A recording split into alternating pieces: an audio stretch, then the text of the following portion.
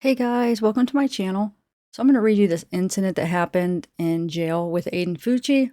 It was on 12/25/2021. So it says primary weapons used, personal weapons, hands, fist, feet, teeth, etc. So we have subject 1, Aiden Fucci, race white, sex male, date of birth 11/6/2006, not of Hispanic origin. He was 15 years old at the time. 5'11" at the time and 179 pounds. Oh, it also says it gives the school he last attended. It gives drugs involved, no. Alcohol involved, no. Computer involved, no. Related reasons, information report, inmate battery, and combative inmate physical. So subject 2, we have Jamari Smith. He's black, male, birthday 12/30/04, ethnicity not of Hispanic origin. He's 16, 5'8", 140 pounds. So he's smaller than Aiden. Aiden is 5'11" at the time, 179 pounds. So Aiden's about almost 40 pounds. He's 39 pounds heavier and 3 inches taller than this guy. Additional information. On 12/25/2021, I was assigned as 6 East 1B juvenile officer. At approximately 13:04 hours, I observed Fucci, Aiden, strike inmate Smith, Jamari, in cell 5, at which point I drew my conducted energy weapon taser from my duty-issued holster and painted the green and red dots of the taser on inmate Smith and warned him to get on the ground and place his hands behind his back or he would be tased. Inmate Smith continued to repeatedly strike inmate Fucci and refused to obey my verbal commands. I deployed my taser for a 1 5-second cycle, striking inmate Smith in the left elbow, and the second probe missed in between inmate Smith's legs, striking the bunk behind him. Neuromuscular incapacitation was not achieved, but pain compliance took effect, and inmate Smith followed all verbal commands to lay down on the bunk and placed his hands behind his back. I ordered inmate Fucci to lay on the ground and place his hands behind his back, to which he complied.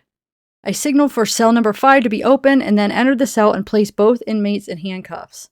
At approximately 13:07 hours, Sergeant Posada, Officers Stevens and Wilkes and Molman arrived on post. At approximately 13:10 hours, Officer Molman escorted inmate Smith to the M2 clinic, where he was medically evaluated by Nurse Warren and had the taser probe removed from his elbow. Inmate Smith refused to have his eyes flushed. Sergeant Posada deemed it not necessary for inmate Smith or Fucci to be placed in the restraint safety chair due to them not being a threat to themselves, others, and property. At approximately 13:14 hours, Officer Wilkes escorted inmate Fucci to the M2 clinic, where he was medically evaluated by Nurse Warren.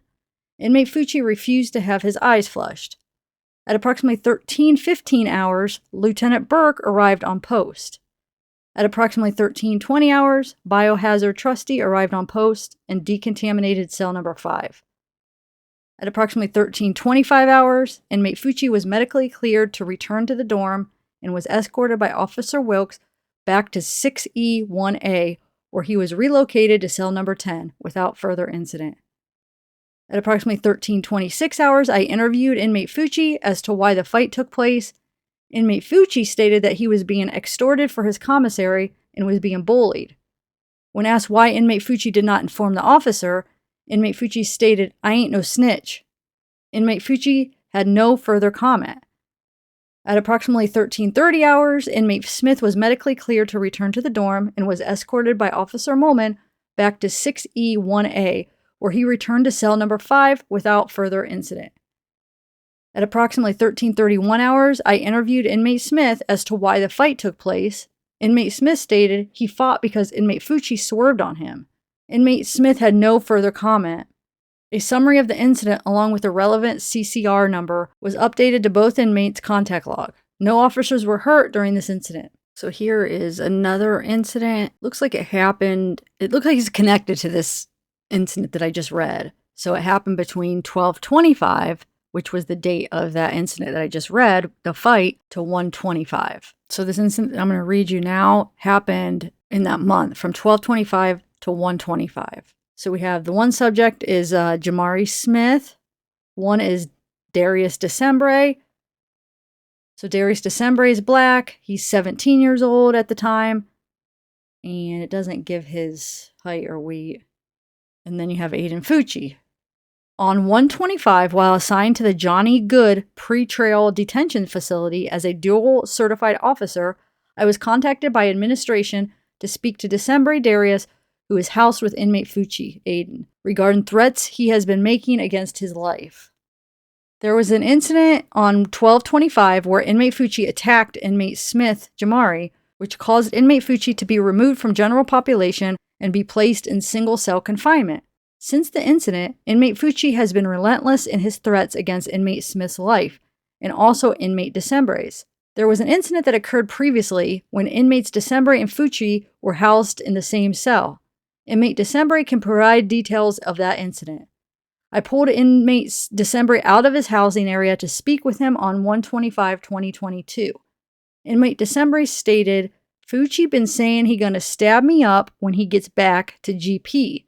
He be telling everyone in the dorm that when he get out, he gonna find my people and stab them and take pictures. He go around saying we all PUSSY because most of us in here for shooting someone and killing them. He says he real because he stabs a bitch face to face and take their life. It's like he get high of it or something. Further investigating had shown that Fucci made several threats against other inmates and staff members, stating he would stab them. On 1/3/2022, Officer Jay Anderson was present when inmate Fucci stated that when he gets out of the box, he's going to stab him up, referring to inmate Decembre. On 1/20/2022, inmate Fucci was found to be extorting commissary from inmate Jackson Lorenzo by using fear. They were not housed together, but Fucci was able to manipulate and extort inmates by threat and intimidation. Inmate Fucci did not have a commissary receipt to explain the abundance of commissary in his cell. The victims provided receipts by reviewing. It was verified whom the commissary items rightfully belonged to. When officers entered his cell to obtain commissary items inmate Fucci extorted, he became highly agitated and made threats against the officers' lives that were getting the commissary items back for the other inmates. Officers Masood, Molman, and I were present when that incident occurred. Inmate Fucci made threats to kill our families while beating on his cell door in a loud, vicious manner. Due to all the above alleged incidents, inmate Fucci was relocated to an isolation cell per administration for the safety of inmates, officers, himself, and property. On 1/26/2022, I reached out to Duval County's State Attorney's Office, Jessica Hensley, to advise how to proceed. The response was to reach out to St. Johns County State Attorney's Office for counsel, being Fucci's case was high profile. On 1/26/2022, the St. Johns County State Attorney's Office was notified. So there's a couple incidents, but that was the one I wanted to read to you. There's two other incidents on here. So I just wanted to read that to you. He's manipulating these other kids, extorting their commissary, threatening to kill them. So I don't think he's learned anything. I don't think he's going to be rehabilitated. I guess we'll see when he goes into prison with the big boys, because right now he's in the, detention center with, minors. But he's going to be going to prison with all the freaking big boys. So hopefully he won't be able to manipulate all of them. He's going to be the one manipulated. So I recorded this last night, but I guess he is in the prison now. They transferred him. So I guess they originally said that it could take a couple months for them to transfer him, but they were quick with him for some reason, and they transferred him real quick. So he is in the prison now. So I'm not even going to feel bad if he gets manipulated. I know I hate to say that, but it's just the way he was taking advantage of these kids. I feel like he needs a taste of his own medicine, right? He needs to see how it is. So here is his information. It says Corrections Offender Network. So it gives all the information. Current custody pending. Current release date, sentenced to life. And then there's offense date, 5/9/2021. First degree murder. Sentenced to life. Currently incarcerated. So yeah, there's his new mugshot with his head shaved.